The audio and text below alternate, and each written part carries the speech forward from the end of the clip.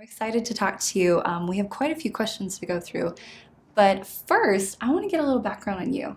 I know that before moving to Chatbooks in November 2015, you have this amazing career. You worked for O Magazine, Reader's Digest. You've written a book, a bestseller.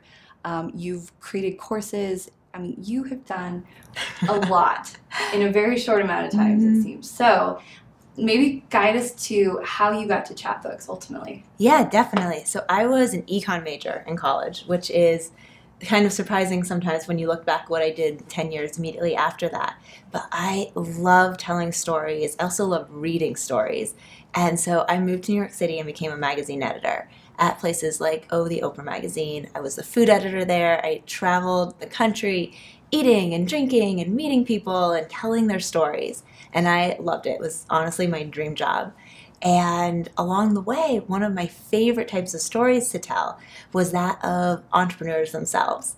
So part of my job was to know everything new happening in the food world. And so I would meet with lots of entrepreneurs and chefs and people doing great things in the food world and say, tell me your story. And they would tell you these great stories of how they started out solving their own problems, sitting at their kitchen table and trying to create something that they wanted for themselves. And then maybe they would take it to a farmer's market, it would blow up, and they would have all this success. And then this moment where everything went wrong and valley right here. But then, of course, always it somehow gets solved, or they were in the process of solving it. And I loved those stories. And so I would write them sometimes, but in, I think, 2012, 2011, I wrote a story in Oprah magazine about a number of these food entrepreneurs and just little vignettes. Here's what they were doing. Here's their challenges. Here's how they overcame them. And people resonated with that story so much. It was in the midst of the recession. People were kind of thinking, how do I do a side hustle? How do I take this thing I love doing and turn it into extra income or a growth opportunity for me? And they really wanted to know how to do it with food. I think food is kind of a gateway drug to entrepreneurship. It's accessible, right? Like we could all imagine going into our kitchen and trying to bake something and sell it, right? And sometimes technology can kind of be like that. Like, I can go on Code Academy and learn how to code something, but food is really straightforward. I want to make granola. I want to sell granola. I can see how that works. And so that was what led me to write my book called Cooking Up a Business. And I went into writing the book completely a food person. I thought I was going to be a food person for the rest of my life. That's what I love to do, just tell food stories.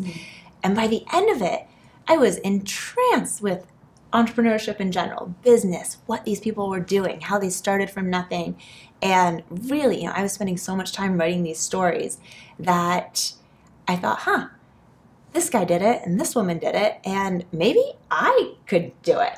And I had never had a moment like that before. And so that's what writing the book really did for me, was open my eyes up to the fact that anybody could be an entrepreneur. You just had to get started and make a lot of mistakes and keep going and not run out of money, but anybody could try it. Love it. So you started a brand. Yes. You kicked off a brand. So that realization for me was pretty big, that I could do it. And at the same time, my husband and I got married, and we had people coming from all across the country, and we really wanted them to get to know one another and have fun together. So we said, hey, let's make a Facebook. And before Mark Zuckerberg started using the word Facebook, it was an actual little physical book that people would get freshman year of college. It had everybody's picture and name and a little fun fact about them. And so all we did was make that for our wedding. I wrote little stories about each person who was going to be there, and we put it in a book. We bought a printer. We printed them out. We mailed them to everybody before the wedding, and people got them and said, wow, this is so fun. I know all these people, and I feel pretty special myself too. Like, I'm important here. And so we thought, great, we did something really cool for our own wedding. End of story. Except people kept asking for them. Like, hey, I'm getting married. Can you help me do that thing that you did for your wedding? And hey, how can we do this? I want to do this. So we were doing them for friends' weddings. And then we got a call from a friend of a friend. And he said, hey, I saw this at so-and-so's wedding. I really want to do it for mine. How do I do that? And I go, I'm on the phone. I'm like, we don't sell. How much do you want to pay? And there was this moment where he must have said a number that made sense. And I was like, okay, yeah, let me help you buy that. Of course, I wasn't actually selling anything at the time. Let me go back and make sure I have something for you. Yeah. So we kind of threw up a website literally as a way to say, and you pay over here. We were doing it all completely manually. There was no technology, but we kind of made it sound a little bit like we had technology. And I went out and said, hey, I know how to tell a story. I've been in the media for so long myself. You know, I'm an editor. Let me go tell the story. See if anybody's interested in this. Let's just put a few feelers out there. Honestly, I was at that stage of, I don't have any idea if somebody cares about this, but let me just try really fast. It's kind of the whole lean startup thing. This was my version of, do people even care about this idea? And the day we launched, we were on Glamour. Within a few days, we were real simple, something called Daily Candy. And then we got a call from some people at Procter & Gamble. And they said, hey, we want to do this for our conferences. And I thought, wow. I remember the day I went in, met with all of them, and they called. It was on 3rd Avenue in New York. And they called. They said, great, we're going to move forward. And I thought, wow, I just made it. This is so easy. Turns out it was not that easy at all. But that moment, 2 weeks in, oh, Procter & Gamble wants to use this thing I have created. But that's how you start off, right? You have to start off being super optimistic about everything. And then you learn, hey, it's about 1,000 times harder than you ever thought. But it's great to start out thinking the world is completely open to what you want to create. I love that. And I mean, you thinking you're going to be a food person for the rest of your life, was there a part of entrepreneurship that was like just this fit that you never thought would be? Oh, how did you discover that? I loved it from day one, this idea that you can hustle and create something. And so for me, journalism and publishing was creating a story, and entrepreneurship was just a wider scale for that type of story, right? I could create something from scratch, the whole story, not just what the thing is, but actually creating the thing and what the team was thinking and what we were working on next. It was basically a story writ large on a much larger stage. And for me, that's what it still is. What I do today as Chief Marketing Officer at Chatbooks is just creating the story from scratch. And that's really fun. So let's talk about Chatbooks. I mean, they're 4 years old as of this year. And it was started by Vanessa and Nate, and they are husband and wife. Yep. They have 7 children. And Vanessa says, I didn't have time to make scrapbooks or even print photos of my 7 kids, which, I mean, scrapbooking, it is a time-intensive thing. So, yes. I mean, it was very much looking around and seeing what would have supported what she wanted to do. But what happened after that? Is it very similar to your story where more people started asking for that? It's so similar. So Vanessa was putting her youngest son, Declan, to bed one night, and he had this little album that his preschool teacher had made him, and he was holding on to it, and he loved it. It was maybe like 4 or 5 little pictures in there. And Vanessa just had this total mom guilt moment of, I have never even printed a photo of this kid. He's my youngest. Things have been busy. I haven't scrapbooked since my first children were little. But also, I don't have time to do it. Mm-hmm. And I'm a new mom now myself, and I definitely don't have time to spend lots of time making photo books. But what Vanessa was doing, and what lots of people were and still doing, is posting on Instagram. She would snap a picture of her kids, post it on Instagram. She was already doing that. And so the original idea was as simple as, could she turn these Instagram posts into photo books automatically? Not another thing on the to-do list, not another project, just, hey, these are my Instagram photos. This is my daily, everyday memory type of thing. Let's turn them into books. And she and her husband and a small dev team came up with a prototype, and it was as simple as people saw it and said, oh, I want that, I get that, I need that, and started buying them.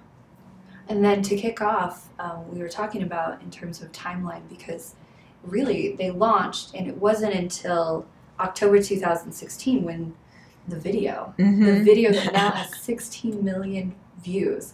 Oh, I think more than that. 100 million. Oh, okay. Maybe YouTube has 16, Facebook probably has somewhere over 100. Yeah. 100 million. And I remember the first time I watched it, and I'm not a mom, but I thought this is brilliant. I suddenly need this thing that I didn't realize existed before. I need it in my life.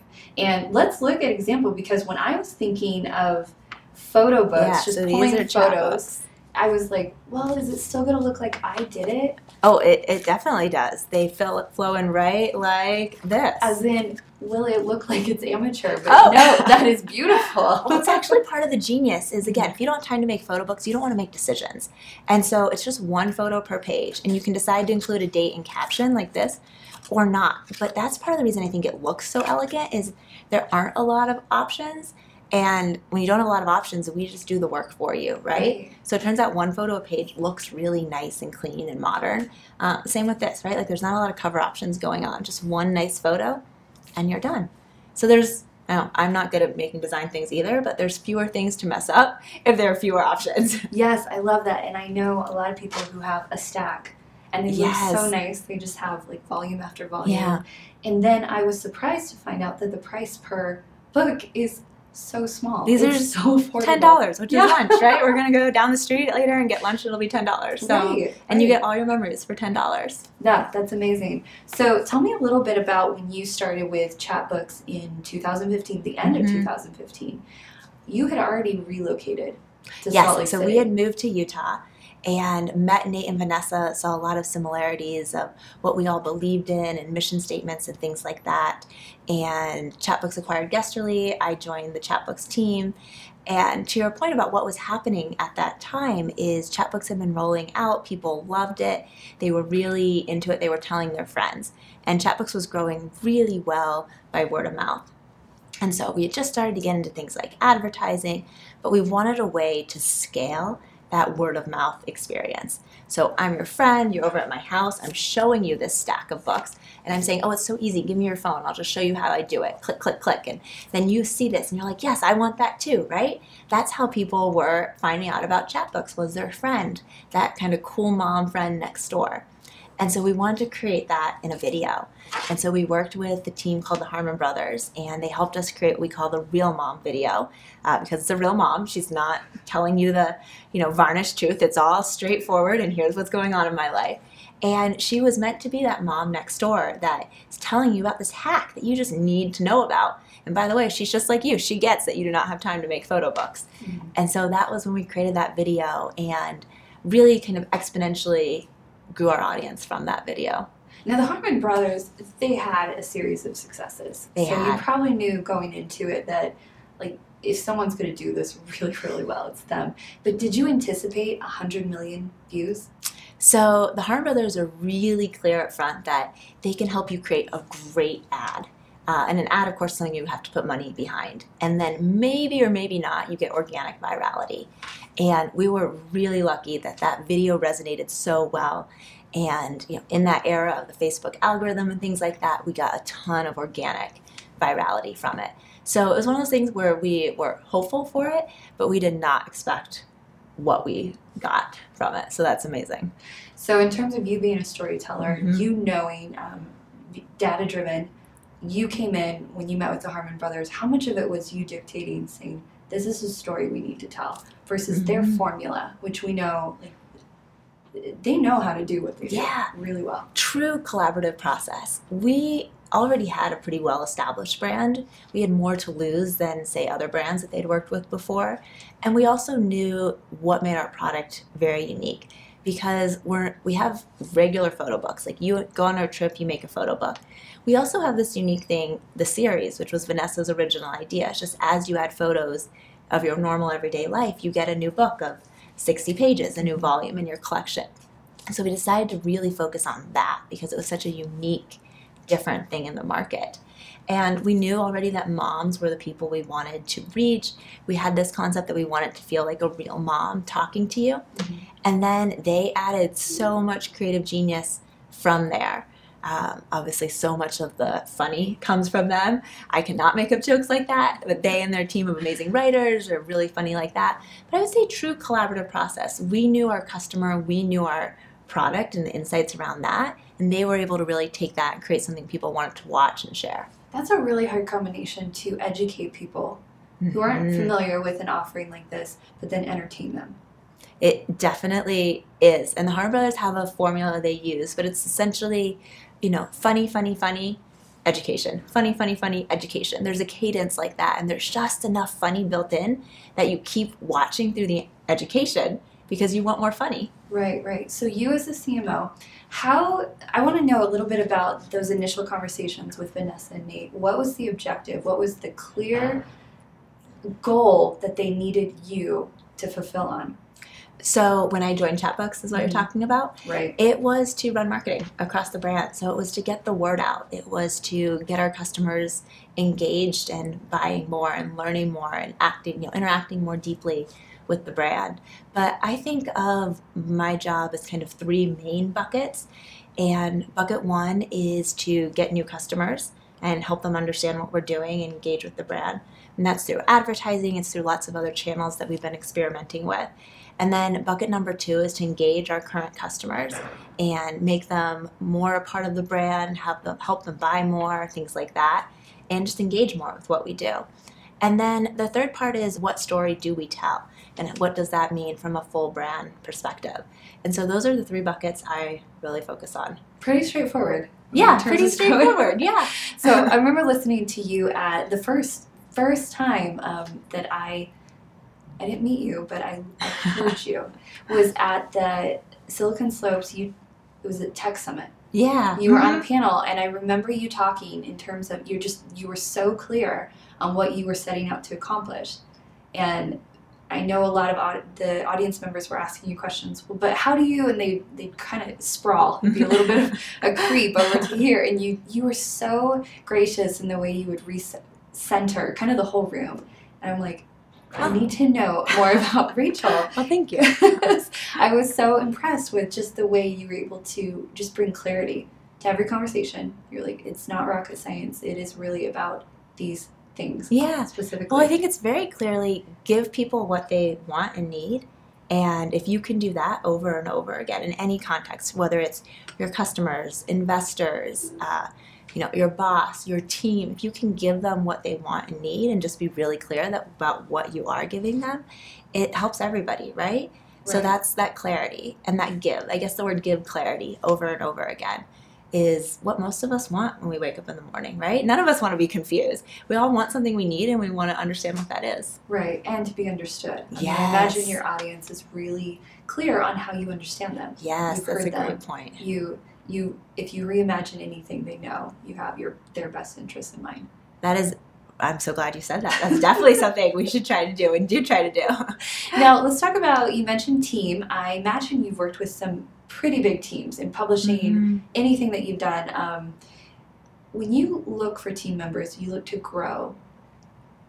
What do you look for? Is it specific skill sets? Is it specific characteristics of a person? What takes precedence for you? So one of the best things we've done at Chatbooks is to create a really clear, again, that word clarity, a really clear set of values. And for us, we call them the 5 all-star values, 5 points of a star. And I'll tell you what they are really fast. But we hire based on those, we promote and reward based on those, and we cut based on those 5 values. And we're really clear. I think every single person at Chatbooks right now could tell you what those 5 values are. And it starts with grown up. Grown up is the top point of our star. And grown up comes out of the fact we originally were a completely remote company. We no longer are. But grown up is just managing your time, your workload, your interactions with others. Just being a grown up, right? Nobody's going to check you in, check you out, clock in, clock out. Nobody's going to say, hey, you need to have a civil conversation with them. You just have to be a grown up. And being a grown up, by the way, has nothing to do with age or marital status or whether you have kids. It's just being a grown up, right? You can manage yourself. So that's the base for everything we do. And then the next 2 points of our stars are natural tension with each other.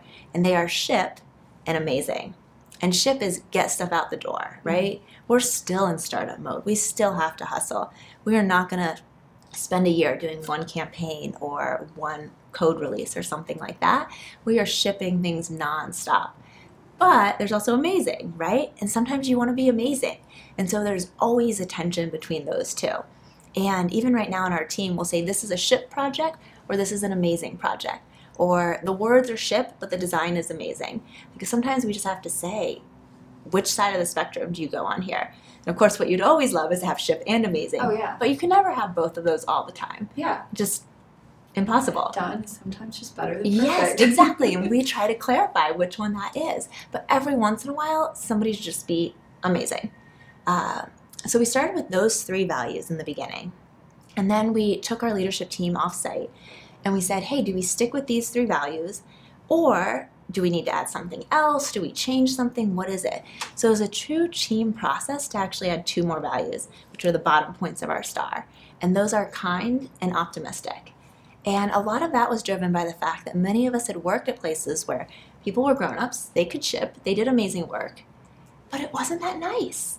And people could get negative, or maybe they just weren't kind all the time. We've probably all been there, and nobody wants to be in that environment. You don't want a brilliant jerk, right? Like, that just kind of sucks. Right. And so that's why we added those 2 words. And kind is exactly what it seems, and we try to act like that as a company as well, right? Like, we try to do the kind thing for our customers, for our employees, for everybody we interact with. And then optimistic isn't about being Pollyanna, but it's about solutions and looking for solutions instead of just finding problems. And so those are the 5 values we really look for when we're hiring. But also as we develop our team and grow team members, we really talk in those 5 terms. That's impressive. I see where that would take, it'd be the North Star for literally the culture that you create without needing to focus on culture as a development. Exactly. It's baked in to the whole process. I love that. And I love that we have optimistic as part of that, right? It's just so much more fun to come to work if people are optimistic and kind. And of course we have to do great things and grow the company and everything like that, but we can do it while being good human beings. Right. And do you find that also serves as the filter for things like firing? And you know what? It does. A lot of times when we have to cut somebody, it's less about kind and optimistic. We can usually figure that out on the way in, and that's been probably the least hard thing. Usually it's around grown up or ship or amazing when we have to make cuts. But I think making cuts is just as important for building the right team as making the right hires. And when you have somebody who's not operating on all 5 of those all-star spectrums or being an A player, the rest of your team knows that, nobody's in a vacuum, right? If somebody's not an all-star, the rest of the team starts to notice. And then they might start to question, well, you told us we were all all-stars, but if not everybody's operating on that level, then why should I? Or I'm confused, or what do you really expect from me? And so by making those cuts, you actually make the rest of your team stronger. Right. And for that one person, I know that I've seen examples of it being the kind thing to do.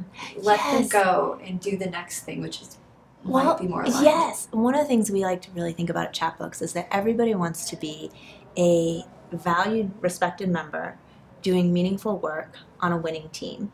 And if you're not respected, you're going to be happier somewhere else. Maybe not the first day, but 3 months later, you're just going to be happier somewhere else. Yeah. And so when you remember that, it helps you make those hard decisions. So let's talk about failure. Yeah. Where being fired could it'd be a seeming failure, when maybe 3 months down the road you feel like, no, that was actually a win, that worked out. But when is a time, you've had all these successes, I'm sure anyone looking at Rachel Hofstetter would be like, Rachel is just like nailing it. She's nailing life. Anything she approaches, she seems to succeed at. But tell us about a failure you've experienced. Yeah. Maybe if that was pivotal for you. Well, I'll tell 2 stories on this, because the way you just asked the question made me think that people do oftentimes say, wow, everything's turned out golden for you. And what they don't see, and what I really think about, is how many things I have tried, right? Like today we just talked about a couple things. We talked about Oprah Magazine and the book and Guesterly, and all things that ended successfully or were successful. But in between there, when I think back to, throughout my 20s, how many things I applied for and tried. I applied to be, a chef on a cooking show. I applied to win this fellowship to study cooking in France for a year. I was trying to be a running ambassador for this special, this big brand, and be their face of their running brand. There were a lot of things that I tried, and I never talk about them because they didn't work out. But I think part of it is you put so much out there, certain things will come back to you, right? I wrote a book proposal in a weekend, and I put it out there into the universe and ended up selling to Penguin Random House and becoming a thing. But that was actually just one of 5 or 6 things I tried that spring. I tried other things on other weekends. So I guess my first thought about failure is they're not so much failures, they're just putting things out there, and some of them come back loaded with gold, and some of them you never hear from again. Mm-hmm. And you have to get really comfortable with just upping your odds by putting more out there. Love it. So I was speaking at an event with students from UVU, Utah Valley University, and one of their questions was, well, what if I fail? And it came up with a full question, but it was like, I'm really scared right now. Yeah. You know, I don't feel like I have the experience to line up a success. And my thought was, I don't know if anyone's going to remember. I think nobody remembers unless you say it. And it's also how you creatively problem solve around it, right? Like, there will be failures that show up in your work life, for example. I'll tell you 2 stories, both with emails in my very first month at Chatbooks. But, day 1, I sent out an email, and one of the words in the email was like, hey, Mom, you deserve this.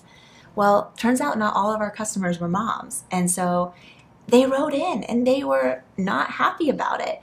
But I say that because, and I tell this story to new people all the time at Chatbooks, because you know what? We shipped that email out the door day 1, and it was not perfect. But it was also better than waiting for 2 weeks to kind of figure it out and edit it and get the exact perfect email. And now, of course, we have a much larger customer base. We do test things very carefully. It was a rookie mistake, but also we're all going to make a rookie mistake at some point. But shortly thereafter, we sent out an email, and we had pulled in customers' names from our database. So it was supposed to say like, hey, Rachel, check out this cool new thing.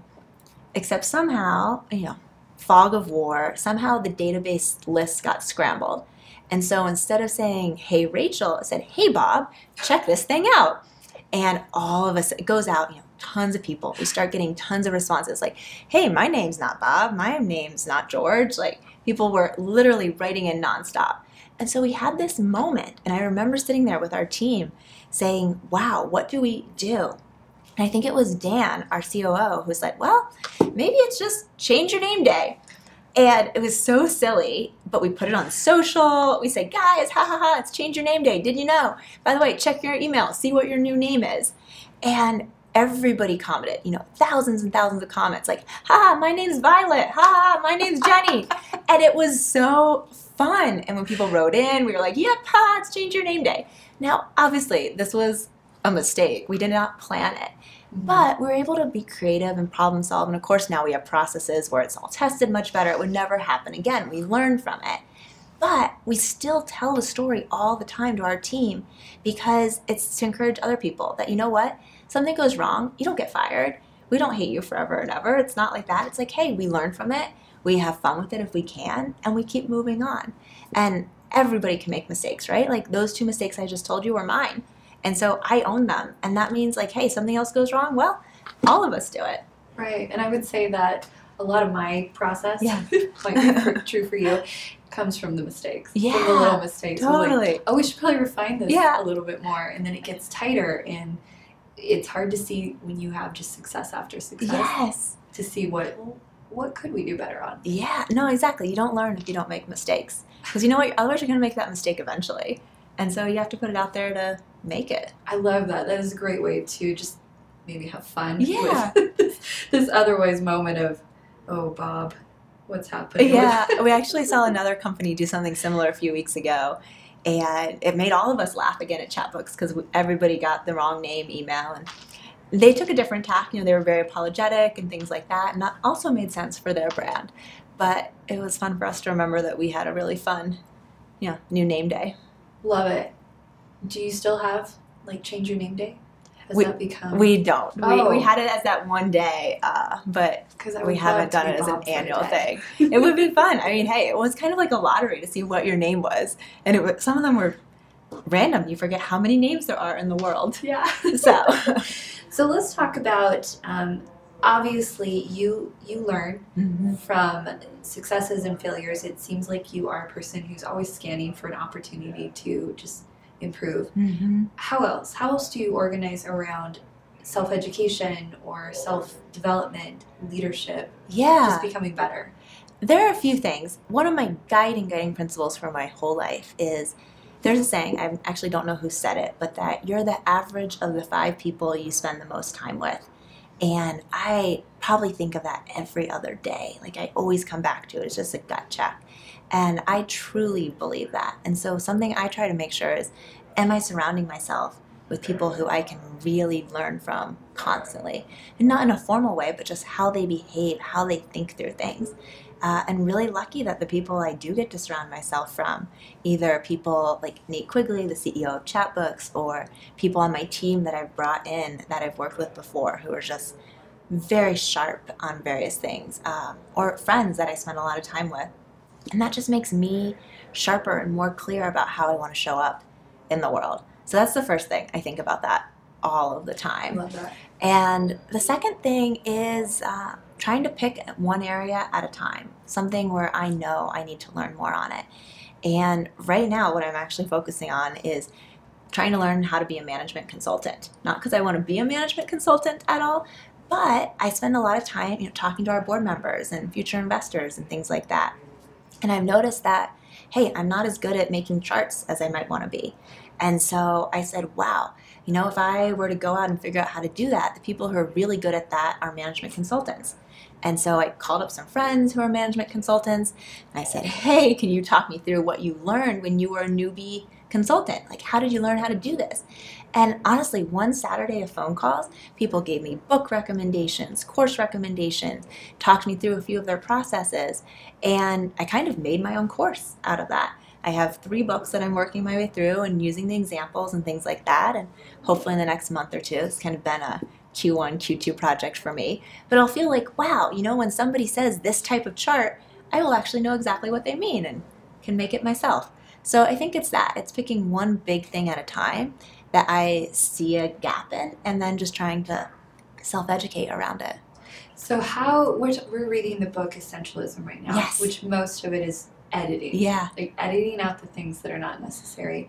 And, I am sure when you started with Chatbooks, it was a lot of things needed to happen as of yesterday, all at once. You focusing on one thing, how do you tactically do that? Yeah. Like, do you put things in place to make sure that you're not spending more time on social media? One of the things I did in the very beginning was to talk to the rest of the executive team and say, hey, in 1 month or 1 year, what does success look like? And those answers were very telling. And I tackled the things they said 1 month success looked like first. And it turns out most of those were pretty easy, and it was really easy to tackle those things. But it built momentum. And people were able to say, oh, yes, that was important, and it's done. Amazing. And then you can go on to the next thing and the next thing and the next thing. So I think it's looking at what the stakeholders think is really important, and then layering in, of course, what you think is really important. But again, sometimes by triaging something, you can spend 2 hours and get something fixed, and then you never have to worry about it again. And so that's why I love the word triage. And I still, last night I was triaging things, and it's more just thinking what is easy and can be fixed, and what is deeper and needs more time. And just organize around that. Create a hierarchy. Yeah. I love it. Now, I think this is something that a lot of women in business maybe struggle with. It's the art of saying no. Being comfortable with the idea of it, but then how do you do it in a way that you have to be comfortable with tension and conflict? How do you, Rachel, say no? I think you never have to say no completely. You can always offer something else. And sometimes that offer is a really easy thing. And it can be as simple as offering somebody else to share their expertise, or offering something in the future. Or, for example, we get asked a lot of times to do certain things for events or galas or things like that. And usually we can't give what they're asking for. But there are lists of things that we are able to give. Or somebody might ask for an in-person meeting, and hey, can't do that, but I can give you this. I can give you this link of tips we've written up. I can send you a link to this video of you and I chatting right now, right? Like, send that to somebody when they ask for career advice. And so if you just have a couple of things in your head of these are really good alternatives that don't cost me a lot, whether that costs you in, business cost or time or, whatever it is that you don't want to do. And that for us, we all value our time and our energy and our expertise and, of course, hard costs of things we give away. But I do have a short list of things that I am very comfortable giving away. And 99% of the time, I can offer one of those instead. And I think on things like that, too, response time matters. So if you ask me for something, and by the way, it probably took me a day or two to get back to your email about this, which is horrible. It should never happen like that. I try to answer all my emails every day. But if I can get back to you that day and say, hey, I can't do it, but here's an alternative, that's way better than getting back to you 2 weeks later and saying, I can't do it, but here's an alternative. So I think if you're going to say no, speed also matters because it shows that you respect the person. It's just you can't do that request right then. Absolutely. You're validating them. Yeah, Even exactly. if ultimately it is no. Yeah, I care about you. They might be expecting to know. But that's a great mindset as well. Because also think about how you and I reach out to people all the time. I'm expecting no's half the time, at least. I'm expecting to never hear from the person half the time. And so when somebody even gets back to you at all, you're like, oh, wow, okay, this is great. Yeah. But I like the idea. Put yourself in the other people's shoes, and then you realize, you know what, they're just trying their odds at something. And can you help with something like that? Right, yeah. My impression is that you don't take it too many things personal.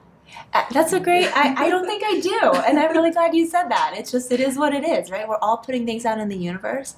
And we are all trying to give. But what I give doesn't have to necessarily be what you asked for. And it can still be beneficial to you. I think that's a great way to look at it. So my last questions would be in terms of legacy. Like, what is it, you've talked about some guiding principles for you, so if there's more there, but what is it that you want to be remembered for?